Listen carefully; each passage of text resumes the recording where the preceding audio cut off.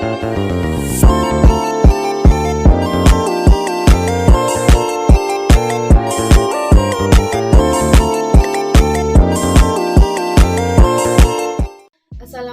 warahmatullahi wabarakatuh. Halo teman-teman, perkenalkan saya Nuni Iswati. Saya mahasiswa di Institut Teknologi dan Bisnis Ahmad Dahlan Lamongan.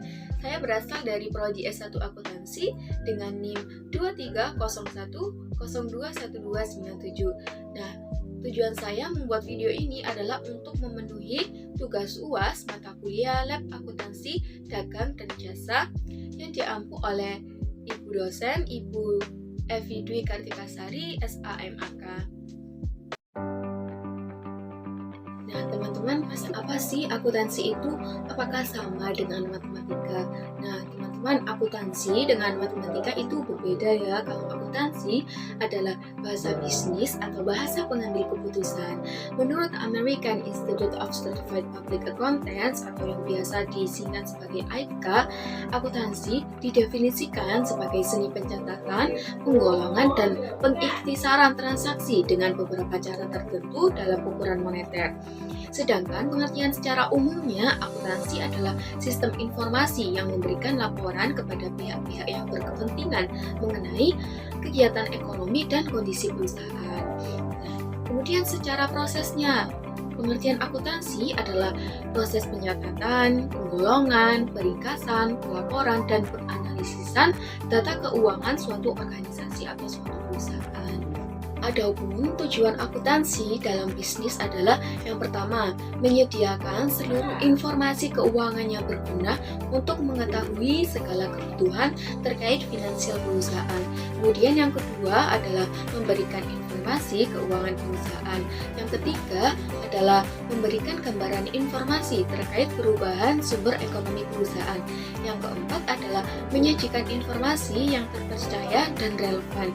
Kemudian yang terakhir adalah memberikan informasi yang dapat dipahami dan dimengerti oleh pihak-pihak yang berkepentingan. Serunya apa sih belajar akuntansi itu? Kalau menurut saya sendiri nih, belajar akuntansi itu seru banget loh. Ya walaupun susah-susah gampang, tapi kalau kita mau belajar, mau mengetahui banyak tentang akuntansi, itu akan menjadi lebih mudah gitu. Kemudian akuntansi itu banyak banget loh manfaatnya. Misal ketika kita terjun ke organisasi, akuntansi itu akan sangat berguna banget dalam organisasi itu. Kalau misal kita jadi sekretaris atau jadi bendahara, itu akuntansi akan sangat berguna banget. Kemudian dengan akuntansi itu kita bisa mengelola dan mengatur keuangan kita dengan baik. Nah, terus part terserunya menurut saya itu ketika saya mengerjakan suatu laporan akuntansi dan hasil akhirnya itu balance dan benar, itu ada kayak rasa kesenangan tersendiri dalam diri saya, kayak wah akhirnya setelah ya lumayan lama lah mengerjakan laporan ini akhirnya balance juga, atau ya setelah lumayan sulit mengerjakan laporan ini akhirnya balance dan akhirnya benar juga. Nah itu kayak ada rasa kesenangan tersendiri gitu. Tapi perlu diingat teman-teman, kalau balance itu ya belum tentu benar hasilnya. Dan maka dari itu ketika kita mengerjakan suatu laporan itu ya harus diteliti lagi dengan baik supaya hasilnya balance dan benar. Tapi kalau misal nggak balance itu apa nggak seru kak? Nah menurut saya ini, kalau misal nggak balance itu saya tuh menjadi semakin lebih tertantang gitu mengerjakan laporannya, kayak ini gimana sih caranya supaya nanti hasilnya itu bisa balance dan benar. Yaitu kayak tertantang mengerjakan laporan ini sampai akhir supaya hasilnya itu balance dan benar. Nah itu kalau menurut saya pas serunya itu di situ gitu. Dalam akuntansi terdapat siklus akuntansi atau yang biasa itu disebut 5P. Apa aja itu? Yang pertama ada pencatatan, kemudian ada penggolongan, peringkasan, pelaporan, dan yang terakhir ada penganalisisan. Nah, di pencatatan ini itu dari semua transaksi seperti kwitansi, nota, faktur, cek, dan lain sebagainya, itu nanti semua itu dicatat dalam sebuah jurnal, yaitu jurnal umum atau jurnal transaksi. Jurnal adalah buku harian untuk mencatat semua transaksi-transaksi secara kronologis yang memuat nama beserta rekening-rekeningnya atau akun debit kredit. Nah, apa saja sih akunnya itu? Nah, akun yang ditulis adalah akun aktiva, utang, ekuitas atau modal, kemudian akun pendapatan dan beban. Nah, di dalam aktiva ini itu terdapat akun, yaitu akun kas, kemudian akun piutang usaha, perlengkapan kantor, peralatan kantor, asuransi dibayar di muka, tanah, dan gedung. Nah, kemudian di dalam akun utang itu terdapat akun berupa akun utang usaha dan akun utang hipotek. Nah, kemudian di dalam ekuitas atau akun ekuitas pemilik atau modal itu terdapat akun modal pemilik dan prive. Kemudian di dalam akun pendapatan terdapat akun-akun, yaitu akun pendapatan usaha, pendapatan sewa, dan pendapatan bunga. Kemudian di dalam akun beban juga terdapat akun-akun, yaitu akun beban gaji, beban iklan, beban sewa kantor, dan beban lain-lain. Akun aktiva jika bertambah itu di sebelah debit dan jika berkurang di sebelah kredit. Kemudian akun utang, ini akun utang jika bertambah di sebelah kredit dan berkurang di sebelah debit. Kemudian akun modal ini sama dengan akun utang jika bertambah di sebelah kredit dan berkurang di sebelah debit. Kemudian akun pendapatan ini sama juga dengan akun modal dan akun utang. Nah, akun pendapatan ini jika bertambah di sebelah kredit dan berkurang di sebelah debit. Nah, kemudian akun beban ini jika bertambah di sebelah debit dan berkurang di sebelah kredit. Contoh bukti-bukti transaksi yang nantinya akan dicatat dalam jurnal umum ataupun jurnal transaksi. Nah, bukti-bukti transaksinya adalah pada perusahaan dagang Davenka selama bulan Januari 2014 terjadi transaksi-transaksi sebagai berikut.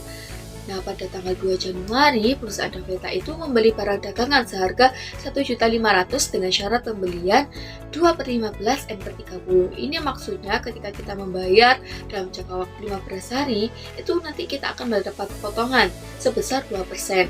Nah, jangka waktu pembayarannya itu selama 30 hari atau 1 bulan. Kemudian pada tanggal 7, dijual barang dagangan kepada PT Melati dengan harga 300.000 dengan syarat pembayaran 2/10 M/30. Ini sama tadi kayak tanggal 2. Maksudnya jika kita membayar dalam waktu jangka 10 hari itu nanti akan mendapat potongan sebesar 2%. Dan waktunya itu adalah waktu pembayarannya adalah 30 hari atau 1 bulan. Kemudian pada tanggal 8 itu dijual tunai barang dagangan dengan harga 200.000. Kemudian pada tanggal 11 dibayar sewa gedung seharga 50.000. Nah, dan seterusnya itu. Nah, kemudian ini ada jurnal umumnya. Nah, dari bukti-bukti transaksi tadi itu akan dicatat dalam jurnal umum. Nah, ini adalah jurnal umum dari bukti-bukti yang tadi.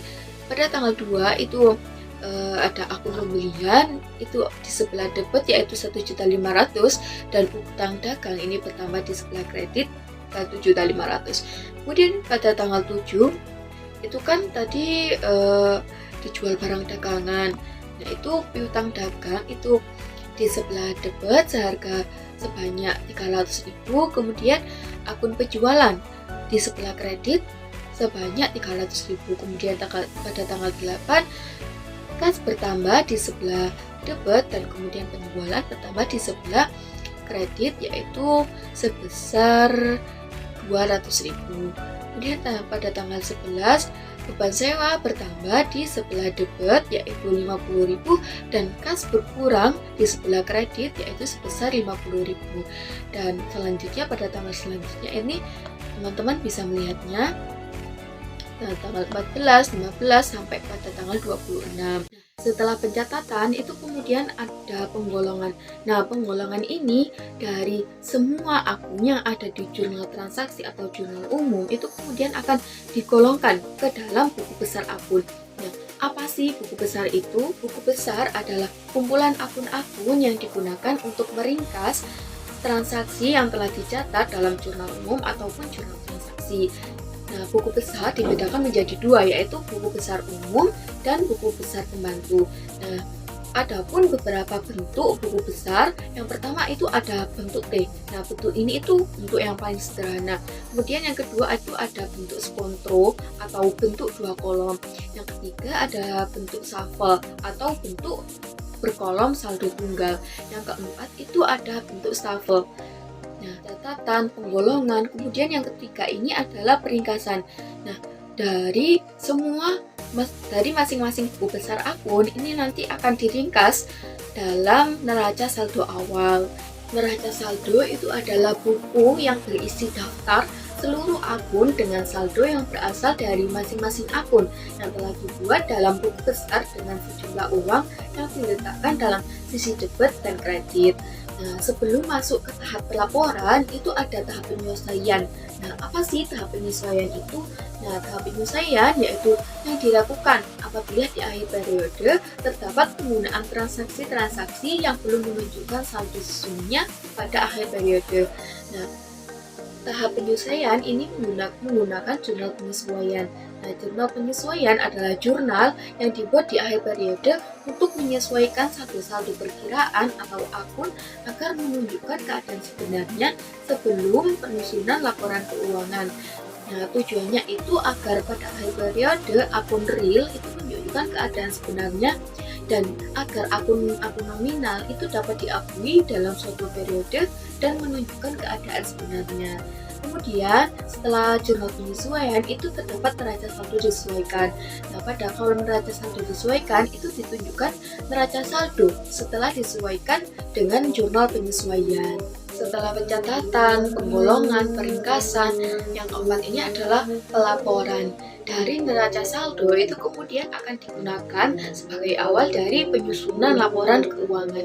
Nah, ada beberapa macam laporan keuangan, di antaranya yang pertama adalah laporan laba rugi. Laporan laba rugi merupakan jenis laporan keuangan yang dibuat setiap akhir periode akuntansi yang berisi mengenai semua pendapatan dan semua beban yang terjadi selama periode akuntansi. Kemudian yang kedua adalah laporan perubahan modal. Laporan perubahan modal merupakan laporan keuangan yang berisi mengenai modal awal investasi, laba atau rugi periode berjalan, kemudian ada prive dan modal akhir. Kemudian ada neraca. Neraca merupakan laporan keuangan yang berisi mengenai harta, kewajiban, dan modal pada akhir periode akuntansi. Kemudian yang keempat adalah laporan arus kas. Nah, laporan arus kas merupakan suatu laporan yang menggambarkan arus kas masuk dan arus kas keluar selama periode akuntansi dari berbagai aktivitas yang telah dilakukan oleh perusahaan. Kemudian setelah pencatatan, penggolongan, peringkasan, laporan, dan yang terakhir ini adalah penganalisisan. Nah, dari semua laporan keuangan itu kemudian akan dianalisis untuk memudahkan pengguna informasi keuangan dalam membaca dan memproyeksikan atau merencanakan rencana kedepannya terkait keuangan perusahaan. Itu tadi penjelasan materi akuntansi dari saya. Semoga bermanfaat. Terima kasih. Wassalamualaikum warahmatullahi wabarakatuh.